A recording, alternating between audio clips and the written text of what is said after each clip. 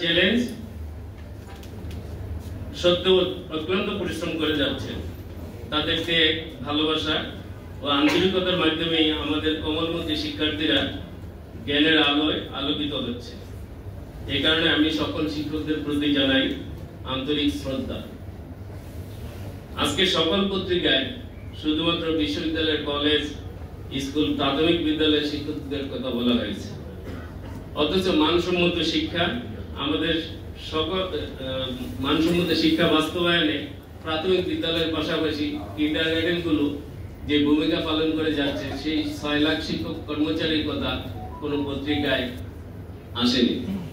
আমরা বিনয়ের সঙ্গে এখানে সাংবাদিকবৃন্দ যারা আছেন তাদের প্রতি আহ্বান জানাবো যে আমাদের কথাও আপনারা একটু আপনাদের লেখনীতে, আপনাদের রিপোর্টিং এর মাধ্যমে যেন চলে আসে। কারণ এই দেশের প্রাথমিক শিক্ষায় 30 ভাগ সহযোগিতা আমরাই করে থাকি। শুধু সরকার থেকে আমরা বিনামূল্যের বই পেয়ে থাকি, অন্য কোনো কিছু সুযোগ সুবিধা আমরা পাই না। অতএব আমি আগামীতে যারা সরকারে আসবেন তাদের প্রতি আমাদের কিছু দাবি দেওয়া আমরা সব করে আসছি, সেই দাবি দেওয়াগুলো আমি এখানে তুলে ধরছি।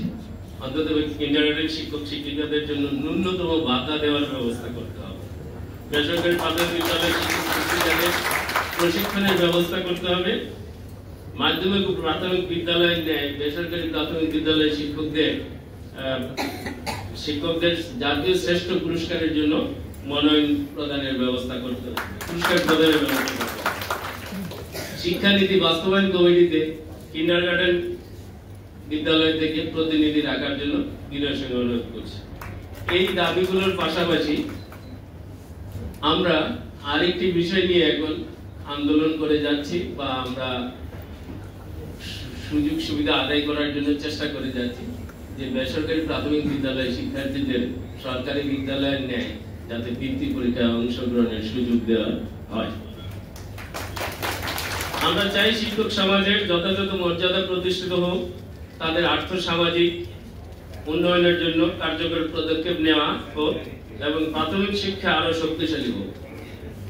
শেষে আমি আবারও সকল শিক্ষকদের জানাই আন্তরিক শুভেচ্ছা ও অভিনন্দন। আসুন আমরা সকলে মিলে শিক্ষা আন্দোলনকে এগিয়ে নিয়ে যাই এবং আগামী প্রজন্মকে একটি সুন্দর ভবিষ্যৎ উপহার দিই।